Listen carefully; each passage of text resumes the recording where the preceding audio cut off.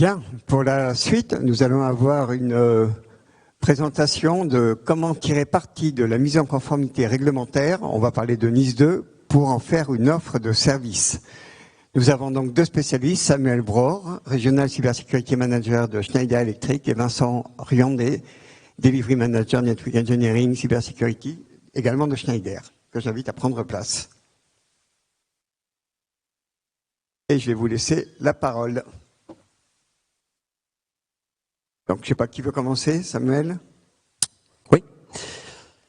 Donc, petit rappel, enfin tout le monde sait ce qu'est NIS 2, j'imagine. Je vous laisse développer. Oui. Alors bonjour à toutes et à tous. On a l'heureux privilège de démarrer l'après-midi, juste après le repas, sur un sujet de compliance, de conformité. Enfin, je sais que vous avez démarré déjà il y a un moment. Pour me présenter, donc effectivement, je suis dans les équipes CISO du groupe Schneider. Pour la zone IMIA, et puis je couvre spécifiquement la France et le Benelux. Bonjour à tous, Vincent Riondé. Donc je suis responsable de l'activité transformation digitale et cybersécurité chez Schneider Electric. Juste un petit mot de Schneider Electric avant de débuter.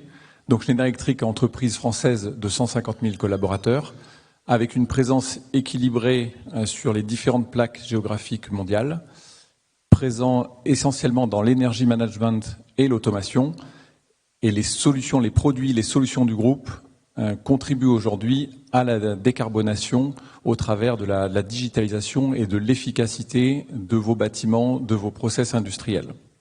Le sujet du jour, c'est donc la directive NIS 2. Donc Samuel, est-ce que tu peux nous parler un petit peu de la directive ? Alors, avant d'aborder NIS 2, il y a eu NIS 1, il y a quelques années, en 2016. La NIS 1 concernait une masse d'opérateurs, environ 150, 160, si ma mémoire est bonne. Et au sein de ces opérateurs, n'étaient concernés que certains systèmes d'information, donc on les appelait les opérateurs de services essentiels, chez qui on avait des systèmes d'importance essentielle, qu'il fallait couvrir en termes d'exigences avec les exigences de la NIS V1. Alors Schneider Electric à ce moment-là n'était pas directement concerné, en tout cas en interne, mais certains de nos clients l'étaient bien sûr. Alors la vision pragmatique de Schneider Electric, je vais parler rapidement de notre organisation. Côté cyber, c'est environ 400 personnes qui travaillent sur les problématiques cybersécurité au sein de Schneider pour la partie digitale et la partie produit. Notre entité est complètement indépendante de la DSI, par exemple. Donc on est directement connecté au COMEX, ce qui facilite les discussions et l'influence qu'on peut avoir sur les décisions qu'il s'agit de prendre en termes de cybersécurité. Et comme on est en train de le faire sur les sujets qui sont pas tout à fait liés à la cyber, mais en termes de méthodologie, on applique en interne et on réplique chez nos clients. On est en train de le faire pour des sujets de décarbonation. On l'a fait pour les sujets de cybersécurité.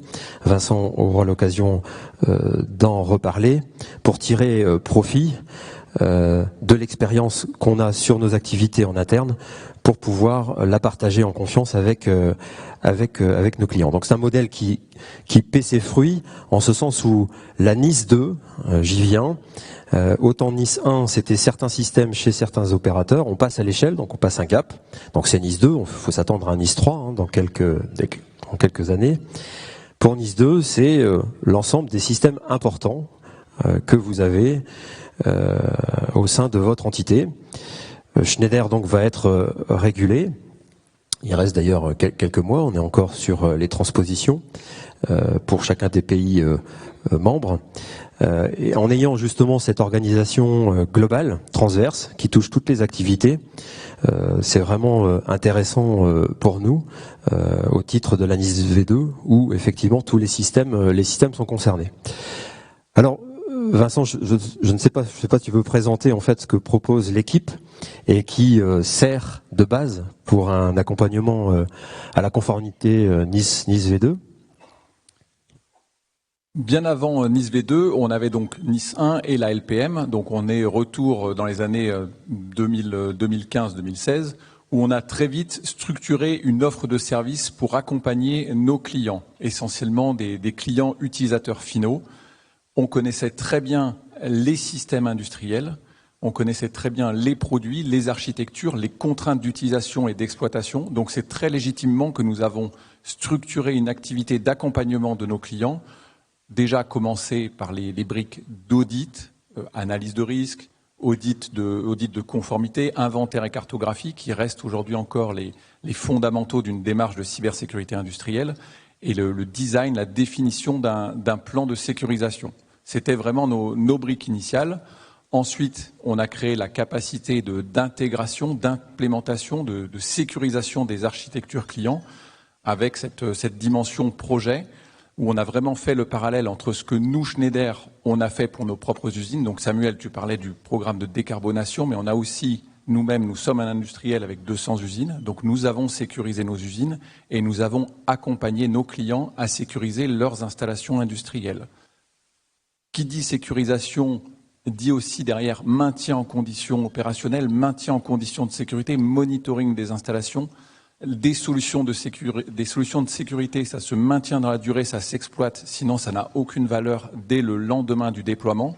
Donc là encore, on a fait très rapidement un parallèle entre ce dont on a besoin pour nos propres usines, pour notre propre exploitation, et ce dont nos clients ont besoin, et on a donc ouvert le service que l'on avait initialement créé en interne, on l'a ouvert pour nos clients externes. Et on accompagne depuis longtemps également nos clients sur de la sensibilisation, sur de la formation à la cybersécurité industrielle. La directive Nice 2 met le focus notamment sur les tiers, qui est un vrai point faible que l'on peut constater lorsque l'on fait un audit chez un client. Et donc Samuel, je te laisse développer ce point particulier sur les tiers. Alors en effet, on a abordé juste avant, de par l'organisation qu'on avait, on traite, si vous voulez, la partie IT et OT, c'est-à-dire qu'un CISO chez Schneider couvre l'ensemble des activités de l'entité, qu'elle soit IT ou OT, avec une PSSI globale et des exceptions certes, mais c'est une organisation transversale qui touche les deux pans de l'activité de l'entreprise, compris les produits. Si on va un peu au-delà de cela, pour étendre en fait la sécurisation de toute la chaîne de valeur, eh bien, il faut aussi se concentrer sur les tierces. J'étais encore il y a quelques semaines avec les membres de l'Intercert, que vous connaissez probablement, pour partager avec une collègue un playbook qui permettait de manager un incident lorsqu'un tiers était impliqué. C'est un sujet extrêmement important. Les mots d'ordre ici sont proactivité et confiance tout au long de la chaîne de valeur pour donner sa pleine mesure à Nice V2. Je prends un exemple. Si demain vous avez un incident dans lequel un tiers est impliqué, est-ce que vous avez les informations sur le tiers en question? Quel est l'objet de sa mission? Est-ce que il est amené à échanger des informations avec nous? Est-ce qu'il est amené à se connecter sur notre système industriel ou notre système IT pour opérer une maintenance ou une manipulation tierce? Lorsque vous êtes en mode incident, toutes ces questions doivent être déjà répondues, j'allais dire, de façon proactive. La raison pour laquelle, bien avant d'ailleurs que Nice V2 arrive, en 2019-2020, on a engagé un programme pour manager le risque lié aux tierces. En particulier, la première des choses, c'est d'avoir une cartographie de ces tierces pour ensuite faire un assessment cyber au regard du risque qu'ils représentent suivant les missions qui sont amenées à honorer sur nos SI. Donc ça, c'est vraiment un point sur lequel il faut travailler au-delà des mesures dont tu parlais, Vincent, en termes d'audit, en termes de sécurisation. On retrouve sur le slide à gauche les 5 piliers que sont l'identification, la protection, la détection, la réponse et la partie recovery. Effectivement, il faut se donner capacité à bien répondre quand un tiers est impliqué.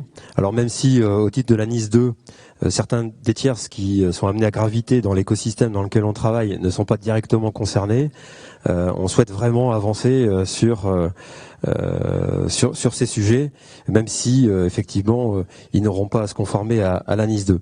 Alors, on est aussi tierce pour les clients. Vincent, tu peux peut-être en toucher deux mots. Donc effectivement, nous sommes intégrateurs et nous sommes fournisseurs de produits et de solutions. Donc déjà, vous délivrez des produits intègres. Ça passe par la sécurisation de nos usines et de notre supply chain, je l'ai dit. Donc c'est un plan qui a été engagé il y a de nombreuses années. Mais aussi nos opérations. Nous intervenons sur vos installations clients, quels que soient les métiers de Schneider. Bien sûr, nous avons le métier intégrateur spécialisé en cybersécurité industrielle, mais nous intervenons aussi sur la gestion technique du bâtiment, sur l'énergie management, sur les data centers, sur les microgrids. Et nous sommes donc un tiers de confiance. Pour ceci, on a développé un programme CyberBadge pour sécuriser nos opérations, avec du training spécifique, avec un contrôle spécifique de nos intervenants, avec des mesures spécifiques par rapport à nos moyens techniques d'intervention, de développement, par rapport à nos protocoles de réception, d'intervention client. Donc vraiment tout un programme spécifique pour être un partenaire de confiance. Dans la cyber, au-delà de notre politique interne et des mesures que l'on peut prendre, un élément clé sont les certifications. Donc qu'en est-il en termes de certification ? Alors c'est vrai que par notre positionnement comme multinational, ça nous permet en fait d'avoir une vue d'ensemble du paysage législatif au niveau global, par nos implications au niveau de l'Europe, à travers les connexions qu'on peut avoir avec la Commission européenne. Donc c'est des échanges qui vont dans les deux sens, des sujets sur lesquels on peut influencer, ou en tout cas donner notre avis au titre de la NIS 2. On a quelques exemples. Imaginez un incident qui est initié aux Philippines, qui par effet de rebond passe par l'Allemagne et finit par la France. Comment on notifie un incident au titre de la NIS 2 comme ça l'est demandé? Bon voilà, ce sont des sujets très concrets, très opérationnels qu'on a besoin de partager avec ces entités. On suit aussi chacune des transpositions pour chacun des pays membres. J'en ai entendu parler ce matin. C'est vraiment important que les pays membres convergent vers des exigences assez communes pour qu'on puisse retranscrire cela sur le plan opérationnel. Et puis évidemment à travers les certifications que l'on a aussi bien côté IT à travers la 27001, la 27701 pour la partie privacy, 62443 pour les produits et les applications SOC 1, SOC 2. Je pense qu'aussi Vincent, on a côté services un certain nombre de qualifications sur lesquelles tu peux peut-être revenir. Donc effectivement, côté service, on a notamment l'accompagnement dédié en cybersécurité. Donc depuis 2021, nous sommes typiquement auditeurs certifiés, qualifiés PASI. Nous sommes actuellement dans une démarche de qualification PAX.